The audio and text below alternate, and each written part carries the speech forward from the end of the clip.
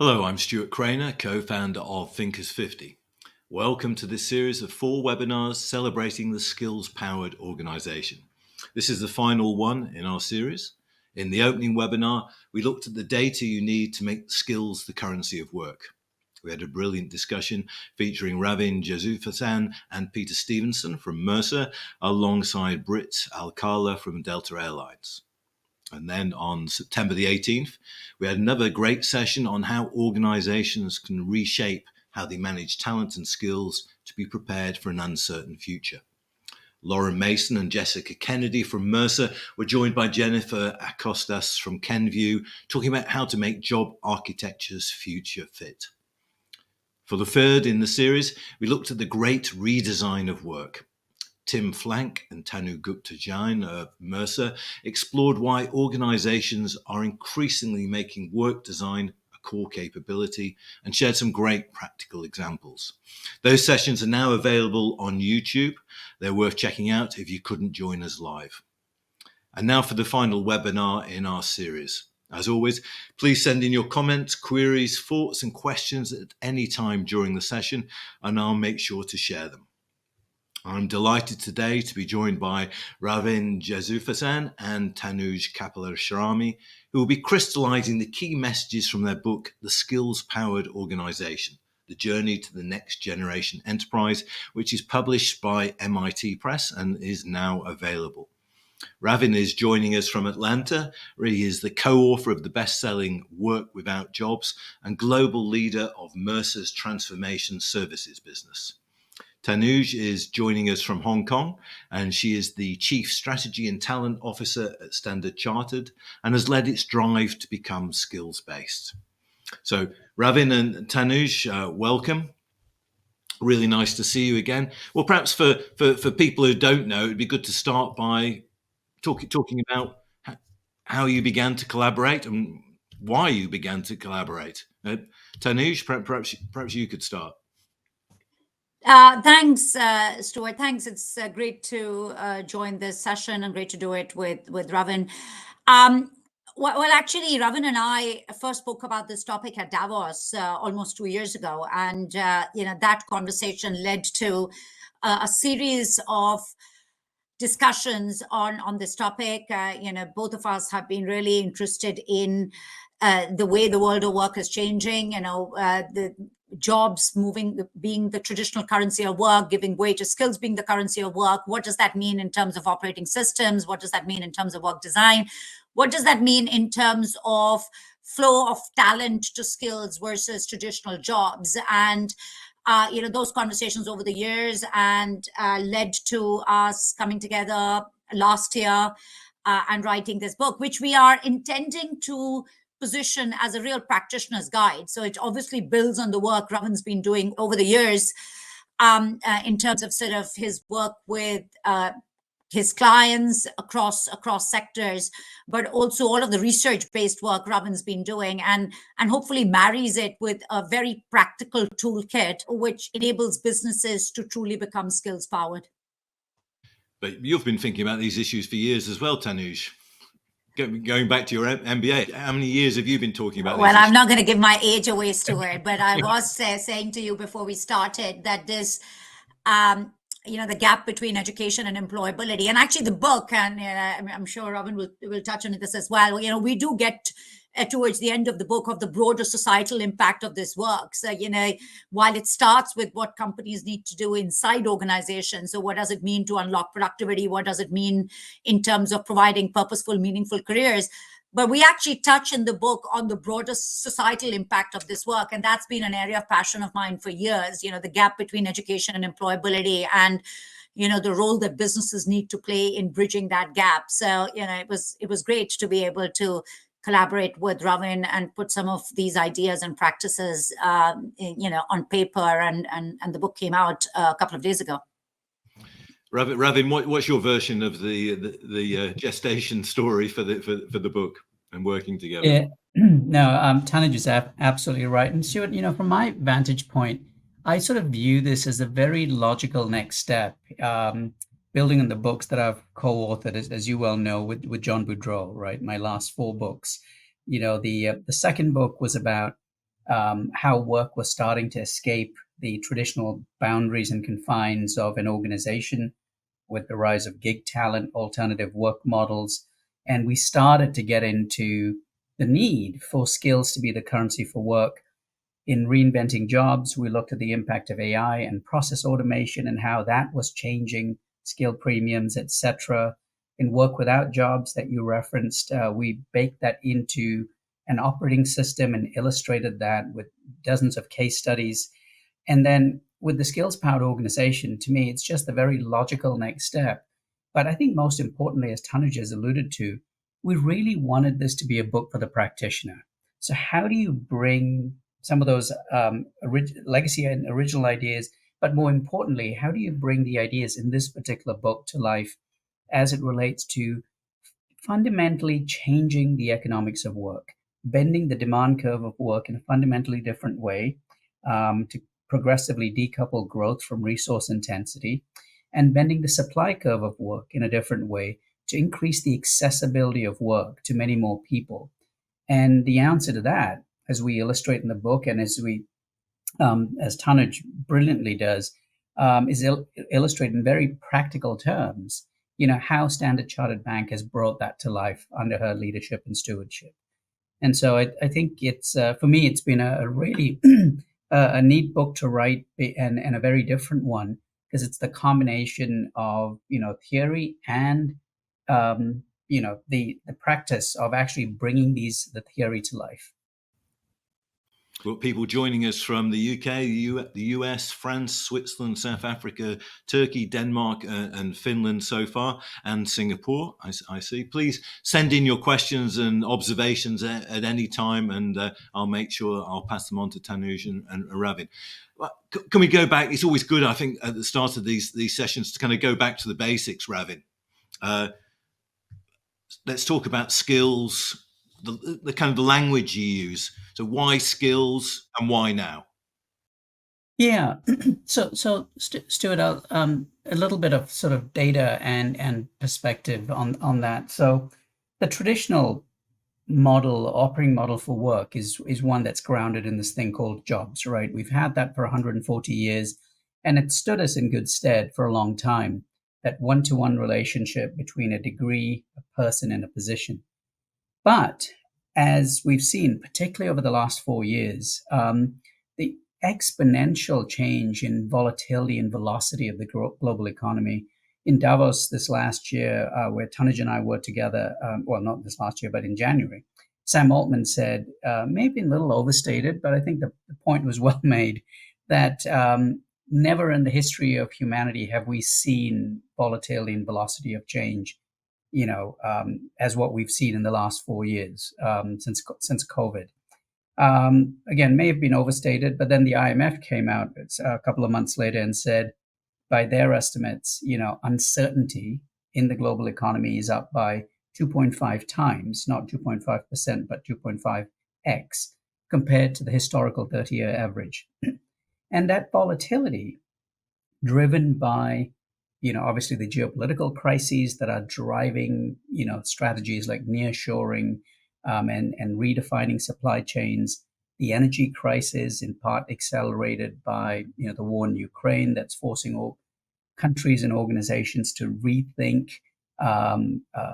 their operating models, the climate crisis that is forcing numerous governments and organizations to rethink what the new skills are to deal with challenges like the ones we've just seen in Florida, right? Which has created a whole set of new types of jobs, new types of skills required for municipalities and cities, as well as organizations. And then certainly AI. When you put all of these forces together, you see this amplification of volatility and velocity, and the need for, as we write about in the book, much smaller building blocks for work versus a job. These smaller elements, i.e. skills, that can be deconstructed, recombined, redeployed at scale and speed to respond to this volatility and velocity. And so that's, I think, really at the heart of why this topic of skills has gone from sort of a bit of a murmur and being of a source of something that is of interest to, geeks like Tanuj and I, to actually really hitting the mainstream. And we heard that extensively at the Milken Global Institute conference in LA this year, where that whole narrative around experimenting with Gen AI had rapidly shifted from interesting use cases and experiments to how do we fundamentally transform towards an AI augmented model, and the recognition that what was often the biggest impediment were the skills of the workforce, the skills to use these tools, the recognition of the skills being rendered obsolete by some of these new tools, skills changing in application as a result of Gen AI, and yet new skills being demanded. So again, I think those macroeconomic variables driving velocity and volatility, Stuart, are really at the heart of why this thing called skills has become such a mission critical imperative. So volatility means that skills are a better means of understanding and organizing work fundamentally. Yeah, a much better way of getting demand signals for how work is changing, which traditionally we've been incredibly poor at as business leaders.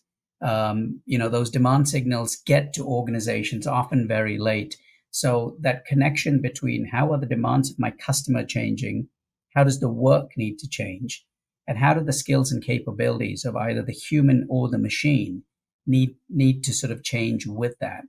And then equally an understanding of the supply side of the equation, and the ability to sort of continuously have those signals and connect them much more quickly in much simpler, more agile terms, I think is really what drives this notion, what makes skills, that compelling currency for work. Yeah, because work has not been designed around flexibility over the last in the industrial age. I think you talked about the job going back 140 years, Ravin, but it must go back further than that, don't you think? Now, it must go to the Industrial Revolution, at least the way we've constructed work like that. Yeah, and I think what you saw is it really got systematized when during the second industrial revolution, right, where this profession of HR kind of effectively came into being to ensure what many would call the silent running of the enterprise, right? Enough people with the right skills available in the right job at the right time, and that the science around that came into being. But certainly, yes, certainly the job itself, that aggregation of disparate cottage activities that used to be done in cottage industries into this thing called a job, sort of predates that. But the science around it, I think, really came to the fore, Stuart, about 140 years ago. So what was the starting point from your point of view, Tanuj? How did these ideas resonate and apply to in the context of Standard Chartered? I mean, Stuart, the book really starts off with this sort of insight that, and you touched on it right now, that the way work is structured today is a product of at least the second industrial revolution, when it got sort of systemized. And going back to everything that Ravin has said in terms of the rapid change that's happening all around us, technology, climate, geopolitical, it requires a pace of change inside companies, a level of transformation that's been unprecedented. And, if we believe that we are we've just crossed the fourth industrial revolution, how could work continue to be organized? How could we be getting maximum productivity inside companies while having a model which felt so rigid? And I think that's sort of where the book starts from. For us, in Stanchart, this journey started a couple of years ago when we looked at the strategic priorities for our business over the next, the next phase of our transformation, over the next 5 years, 7 years, 10 years, and actually started thinking through the skills that are going to be needed to be able to deliver on our growth aspirations. And it became quite clear that this traditional model that businesses have had of large scale restructuring when business models disrupt or business models change, and then replacing it with loads of hiring to hire people on new skills, was just commercially not viable. So this idea of how are you building, buying and borrowing skills in a bit of a seamless way in the company, which helps you fuel the growth ambitions of the business, became quite stark. So one of it is, could you commercially afford to have such a big transformation of your workforce without really thinking about skill building at scale, was the first challenge. The second one was, even if you could afford it, did those skills really exist in the external world? And, we talk quite a bit about sort of green skills, technology, cyber, the new jobs and the new skills that are coming up. Do those skills exist externally for us to be able to get them? And the third piece for us was really the expectation of our workforce. It became very clear that as the world of work was disrupting rapidly, the workforce was expecting the organization to play much more of a leading role in being able to provide that skill building opportunity sort of for them. So for us, the fact that the world of work was changing, the fact that especially with the advent of sort of AI, Gen AI, there was a prediction that over the next 5 years, more than a quarter of jobs will be disrupted in some ways. The fact that we had loads of new opportunity coming in, especially in areas of sustainable finance, leveraging technology across our operations, and that meant a whole host of new skills. And actually underpinning it all very clearly with a commercial case around what does it cost to build, buy, or borrow skills, and what does that mean in the context of the operating model. And that's where our conversation around skills started within Standard Chartered. And how do people react? I mean, Ravin, when you talk to organizations talking about being skills powered, are there kind of cultural, I mean, the notion of jobs and work is very, very, very well established, and our understanding of it is, and we have some notion of skills and need for greater flexibility, etc. But how do people react? Yeah, Stuart, a really good question. And, it's, the way we framed it, the way it's landed is it's sort of a migratory journey, right? And that was captured in that second conversation you alluded to, the one between Lauren and Jessica and the lady from Kenview. Forgive me, I'm forgetting her name. But for many organizations, Stuart, it's starting with, how do we make our jobs more skills powered? Because, I often like to say, job descriptions hide all manner of sins. You've got skills, you've got traits, you've got key requirements, you've got output and outcomes. So how do we get quite crisp and clear about the skills required to get the work done, both technical as well as human? So that's often the start of the journey. And then once you've gotten that, thinking about, well, now that we've gotten the job architecture fixed, how do we use skills to create a much more agile way of connecting talent to work beyond this notion of a job? And in the book, Tanuj and I write about 3 models of work. The fixed model, which is that traditional job-based model, albeit more skills powered. The flexible model, where we start to see organizations, taking people who might be in jobs, but using insight into the demand for skills and the skills possessed by the individuals to allow them to more flexibly express those skills across the operating model, and to use that opportunity to acquire new skills. So this notion of a flexible role construct, and then all the way to what I think of as being agile on steroids, with this notion of a flow model in action. And we're seeing that model really start to get some traction of late, with organizations moving to be, some might call it being more outcome based. Others might call it about, being more around dynamic shared ownership. But it's basically the extension of agile principles across the enterprise. And we're starting to see some really, and we've got a number of examples in the book of organizations who have gotten an exponential return by moving work from a traditional fixed model into that flow model, in terms of agility gains, in terms of productivity gains, and as it relates to making progress on that, certainly that demand side that I talked about, of creating a model that progressively decouples future growth from resource intensity. And Tanuj, where are you in this journey at Standard Chartered now? I know that the book tells the story, but things have probably changed since the book was written even.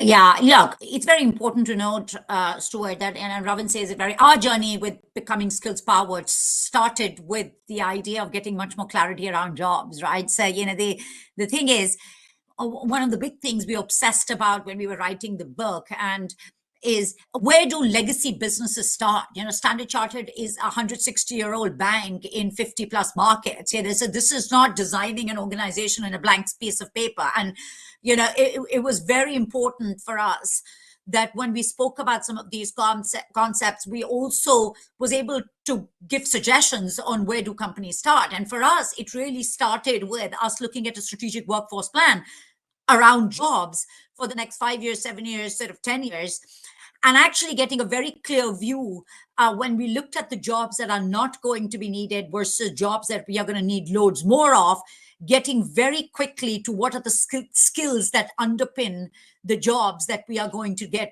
need much more of. And we started talking about 5 years ago now, 6 years ago, the idea of sunrise jobs and sunset jobs, and sunrise skills and sunset skills in a very visible way, to bring that into the language in the company.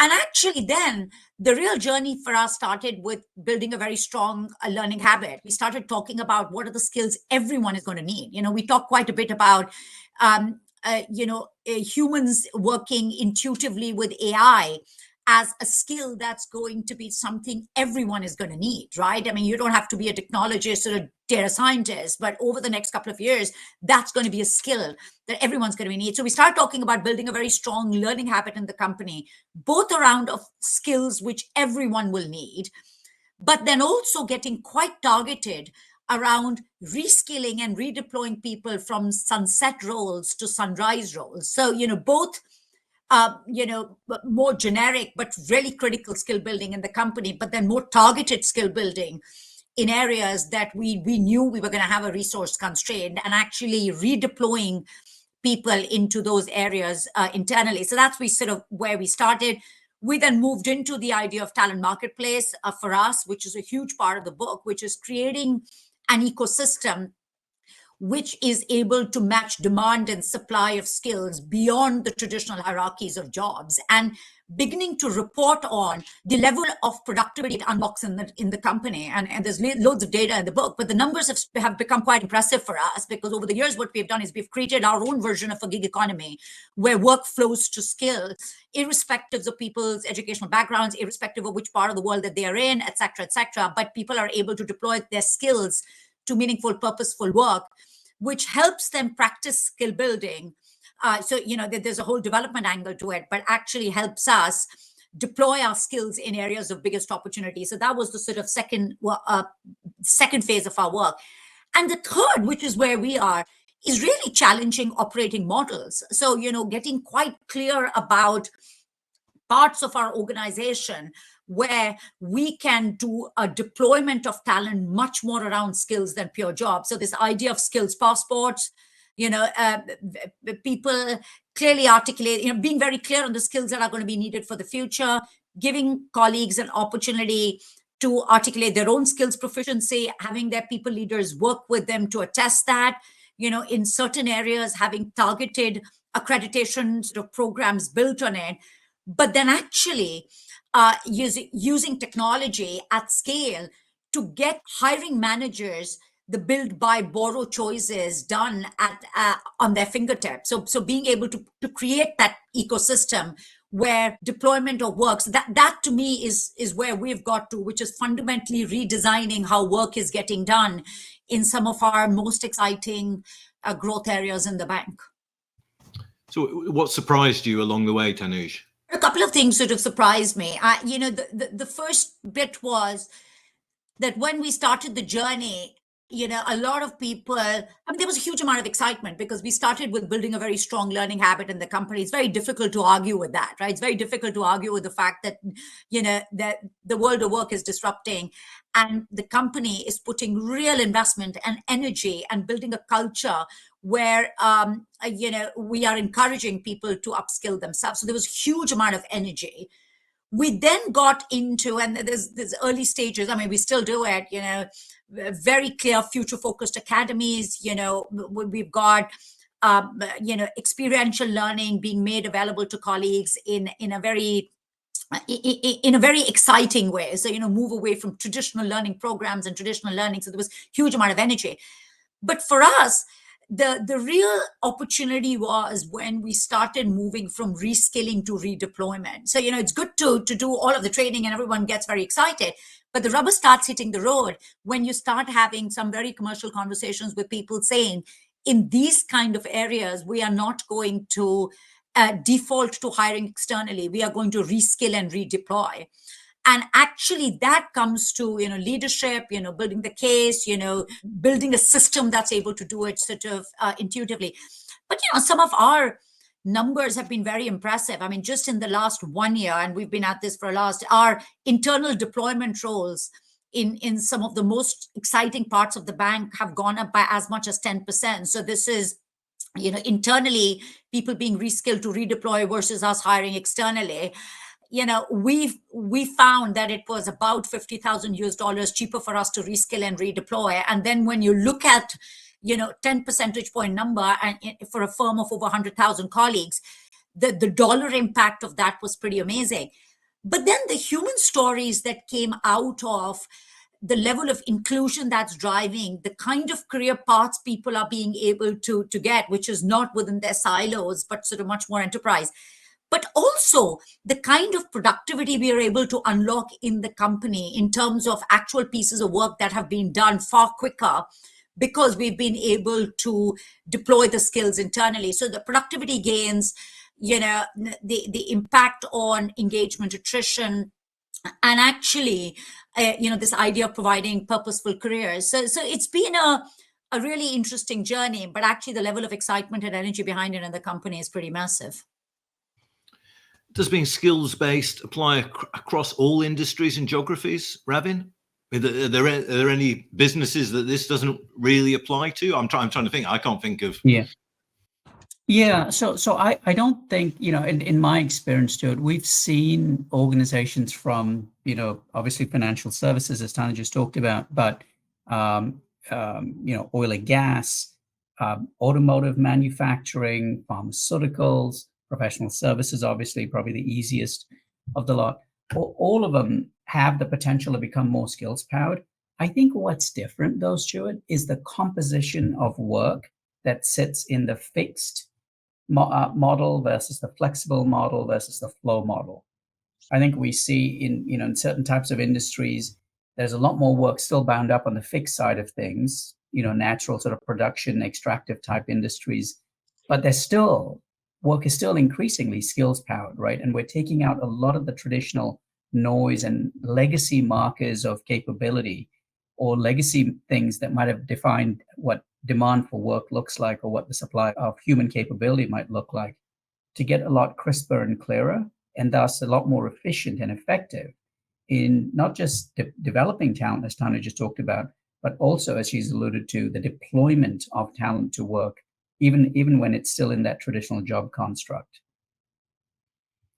Yeah, thanks, Ravin. Let's dig into some questions. There's lots of questions, lots of people joining us from around the world. Please send in the questions and I'll pass them on. Let's go with there's one from a LinkedIn user. So what are the implications of a skills-powered model for recruitment, retention, and employee engagement strategies?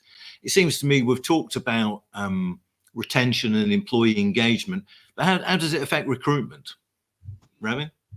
Yeah, it makes an exponential difference to recruitment, Stuart, because, one of the things that I've heard, and Tanuj can certainly attest to this, from every single CHRO I've worked with for the last, I'm not going to date myself, we'll safely say well over 30 years, has been, it's a lot easier for our people to find work outside the organization than within. And so what you're now starting to see as organizations move to becoming skills powered, the role of talent acquisition dramatically changing from being just about go find people externally to help me think about how I resource work, covering the entire gamut of not just external and internal talent in jobs, but increasingly talent. It might be retirees, it might be alumni, it might be gig workers, etc. And I think that's one of the big benefits to making skills the currency for work, Stuart, is just the opening of the aperture to think much more holistically as to where can the talent come from? And regardless of the manner in which the talent engages with the work or where their starting point might be, how do I get much better connections between all of these different individuals who could contribute to my mission and giving them the accessibility to work within my organization? So talent acquisition has increasingly been on the front lines of this transformation. Tanuj, do you want to add your experience? What I'll just say is one of the big pieces of work we have done, once we established the business case, agreed a very clear path, started taking the steps. Actually, there is an opportunity and actually a need to pretty much rewire the entire HR operating system. So Ravin speaks about recruiting. We are using much more skills passport. We are sort of challenging ourselves to move away from just past experiences, academic qualifications, to the skills that people have and the skills they need, and actually really start assessing for the learning agility in individuals. What is their ability, or what is the level of agility that they have to acquire new skills, which is both in terms of assessment, but also looking at talent pools internally. And like I said, we've been able to shift our internal deployment versus external hiring significantly, which obviously has implications for employee engagement. It has implications for high performer retention, etc. We've then also challenged ourselves to assess what talent management practices look like. So traditionally, if you look at 9-box models, etc., of talent assessment, they have relied on past performance being a predictor of future potential. And we've basically said what's going to be a view of future potential is your ability to be able to acquire skills, reskill yourself at scale. So it's learning agility, your level of motivation. So it's really challenging some of the traditional norms in terms of the way we recruit talent, we develop talent, and actually both sort of around attraction and retention. So I mean, the HR function has been criticized, marginalized, and now being reinvented. It's had a hard time of it over the recent decades, hasn't it? I said, sorry, Stuart, there's a whole chapter in the book which we talk about what does this mean for HR professionals. And actually, one of the things I say quite a bit is HR is going to become a custodian of skills, not of jobs. And if you really think about being a custodian of skills, which is both technical and human, and there's a lot that's been said around technical skills, but we talk quite a bit about human skills, because with everything that's happening, especially with Gen AI and shrinking half-life of technical skills, it's actually going to be the human skills which are going to become incredibly important if they're not important already. And so to me, it's about HR functions thinking of themselves as custodian of skills and not jobs. And if you were the custodian of skills, what are the choices you would make in the way HR practices are set up, I think is the macro challenge. Stephen Lowenthal has a kind of practical question, Tanuj. How do you balance a more agile approach to forming teams to more traditional function-based team structures? For example, how is downtime handled? Which is a kind of very practical point. Well, I mean, Stephen, what we did was we originally designed our talent marketplace just around gigs. So we let the traditional operating model of work continue. So, the org structures, etc. But we created, we created a talent marketplace which was just around gig working. And interestingly for me, a lot of people who signed up for it were people from functional areas. So these were people who were signing up for a couple of hours of gig or bringing their skills to completely different parts of the organization, which was either the work was aligned to their purpose or their interest, or the work was aligned to where they wanted to sort of reskill themselves. And actually, we always built in a level of optionality in it. So, so to me, the idea was initially, we didn't make it just a push. There was a huge amount of pull that was built into the system. And I mean, the idea of downtime is interesting, because when we speak about reskilling, so we speak quite a bit about upskilling, reskilling, potentially outskilling. in the flow of work, there is a huge expectation that this idea that people are going to upskill themselves or reskill themselves outside of the full day of work is really utopian, right? So how do we create those opportunities? How do we build that downtime within the flow of work for people to be able to reskill, upskill themselves was a huge part of the work we did. And, one of the things we talk about, this in the context of future of work. I mean, we've been talking about future of work for years. We are in the future of work, and actually a huge part of how do you create an ecosystem where this idea of skill building is built into the flow of work is something that we've done a lot of that within StanChart. And actually, Ravin, many of the case studies that we've profiled in the book, Microsoft is obviously a great example, but there are many others where companies have actually built this within the flow of work, the idea of skill building, because otherwise, if you don't do that, it's quite difficult to achieve. Yeah, somebody's commented, you'll be pleased to see, Ravin, that they agree with you. As skills become the new currency of work, we must question whether our educational systems and societal structures are adequately preparing individuals. I think Sandy, further up in the stream, has made a similar point about where does this leave higher education? Yeah. So one of the chapters in the book, Stuart, is, we call it beyond the organization, right? So the broader skills ecosystem, whether that's governments, higher education, the growing ecosystem of edtech organizations, etc., and the many different ways in which skills can now be developed beyond the traditional means. But it does call for a fundamental rethink of education, Stuart. As you know, we've got a number of institutions like the Harvard Business School, National University of Singapore, who have, redefined their mandate from saying, you come here to earn a 2-year degree or a 4-year degree, whatever it may be, and that's the end of our obligation, to actually saying, our obligation extends well beyond that.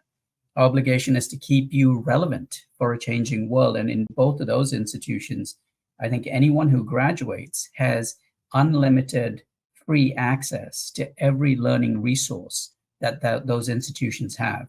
So, if I've graduated from HBS, I get access to their regular classes, their digital assets, their various online assets and programs, etc.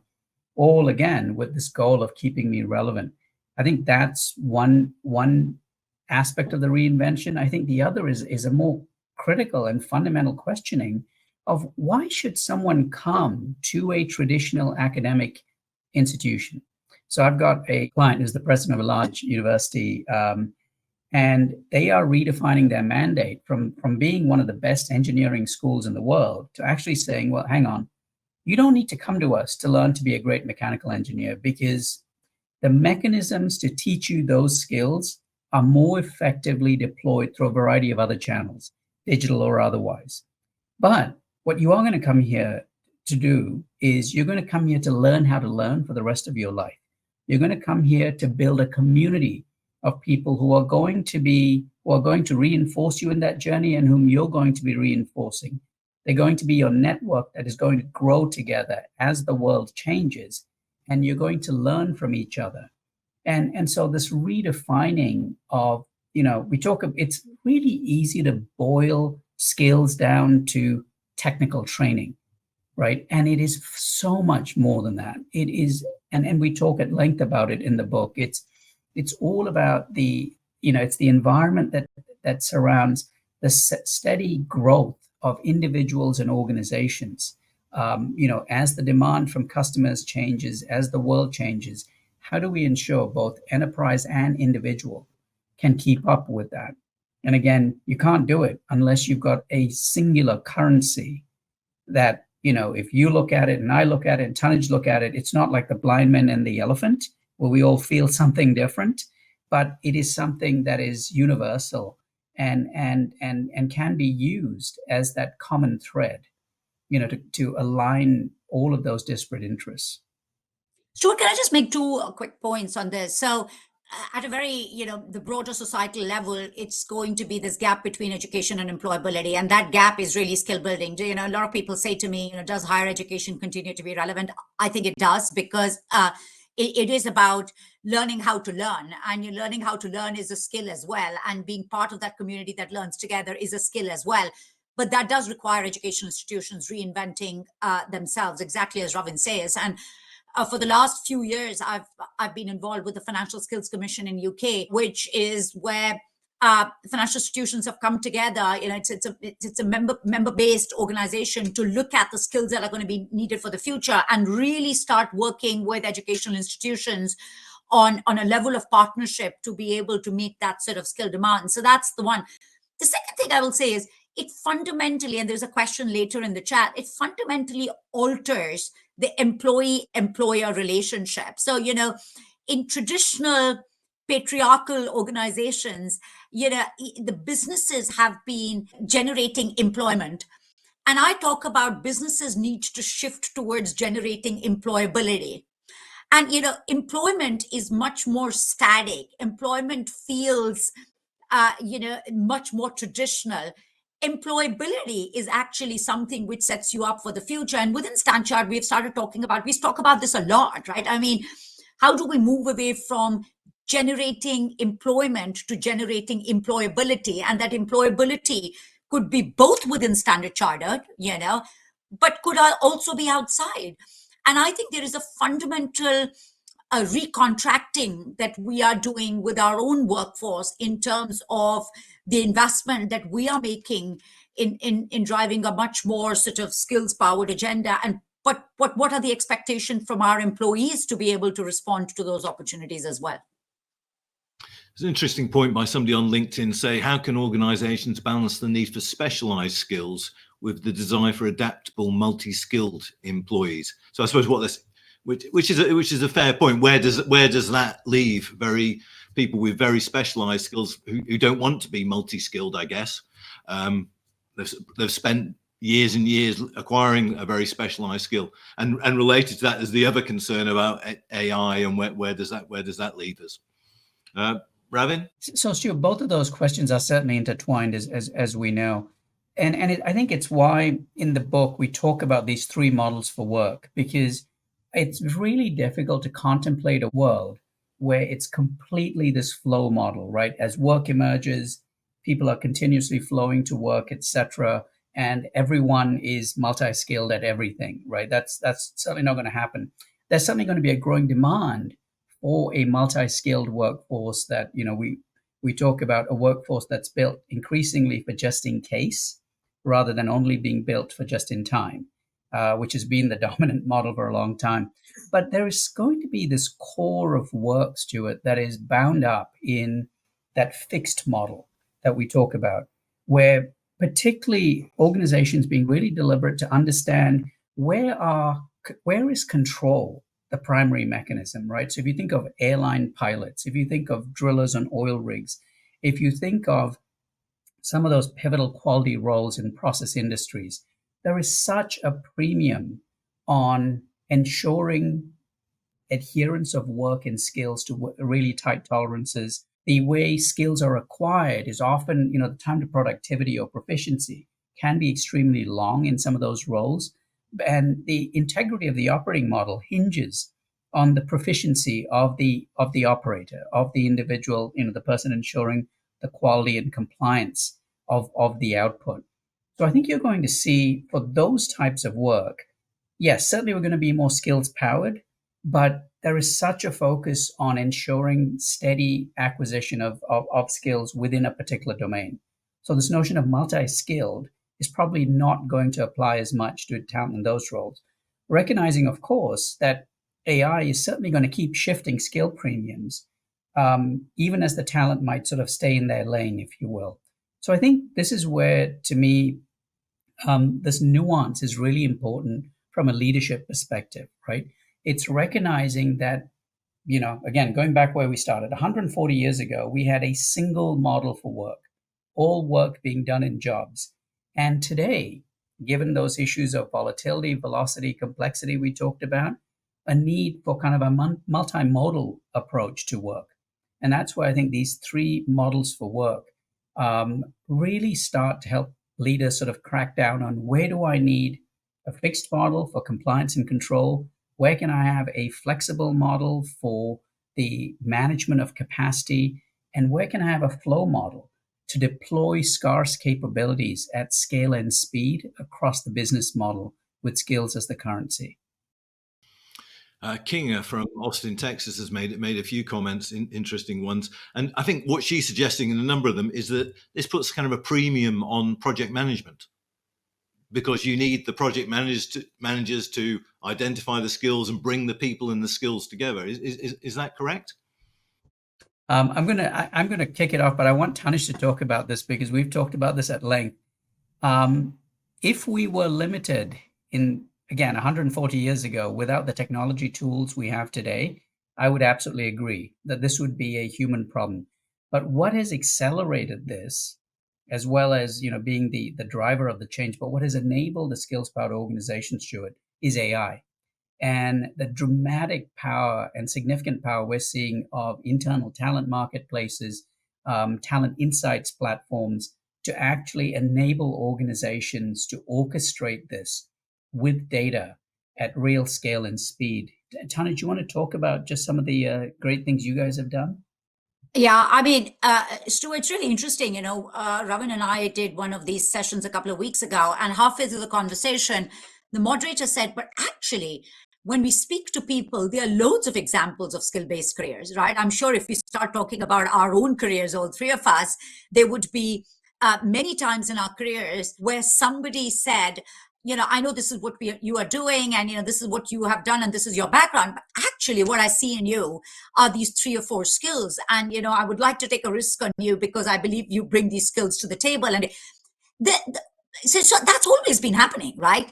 The opportunity we have is to be able to do this at scale, right? I mean, there was no way that we could build an ecosystem, an inclusive ecosystem, because the other challenge with doing the traditional way of skill-based sort of deployment was driven by people, people who look like you, people you've been working with very closely, et cetera, et cetera, et cetera. So to me, yes, if you think about how you deconstructing, the 3 models of work, how do you deconstruct within that? What are the skills you need for today? What is the skills inventory you have? The idea of skill.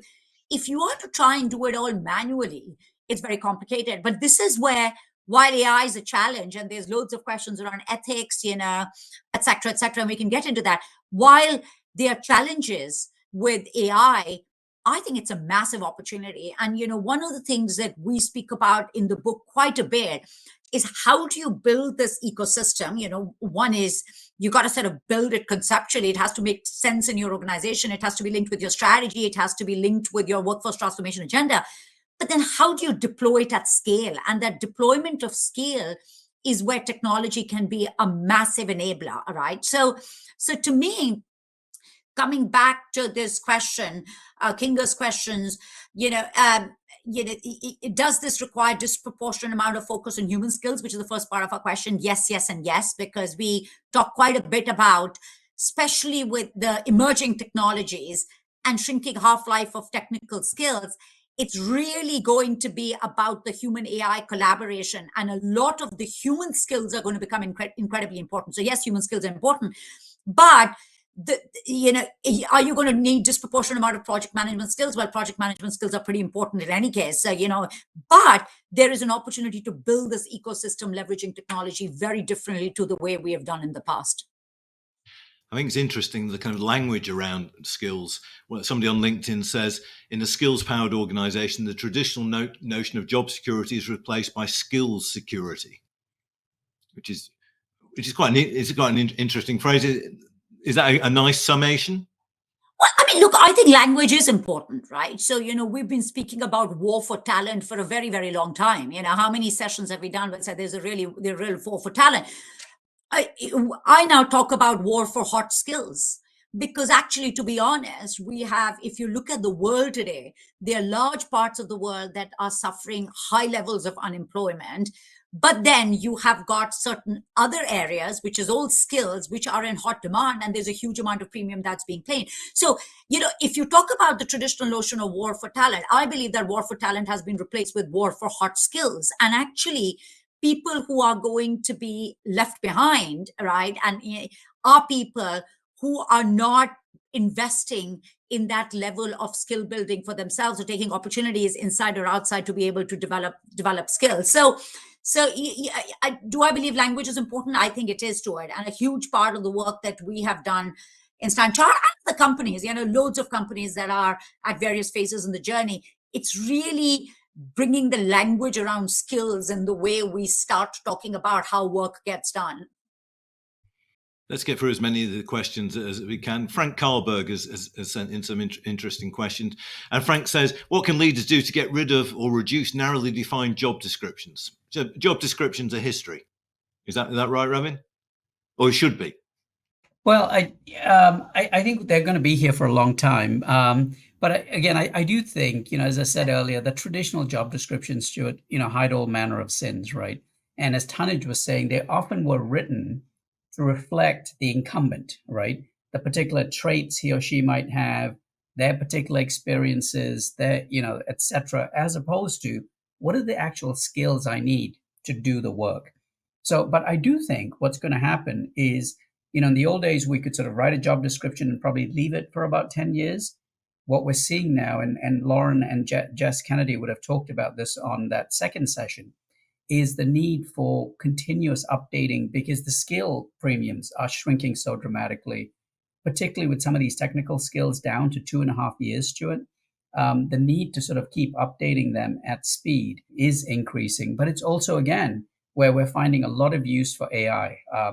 In the work we do at Mercer with our clients, we've got our own large language models that are used to help clients update those job descriptions, rapidly. Vasilaya says, how can organizations link skills needed with personality testing? So where does this leave personality testing?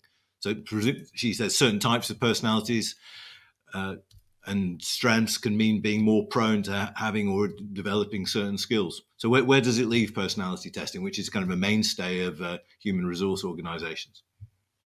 Yeah, I'll maybe start, and Tanuj would love to your perspectives. I think the need for personality and psychological and other sort of testing remains. What I think you're starting to see, Stuart, is the rounding out of what we're broadly calling skill measurement. So that, understanding where does that personality test, where does that psychological assessment make sense?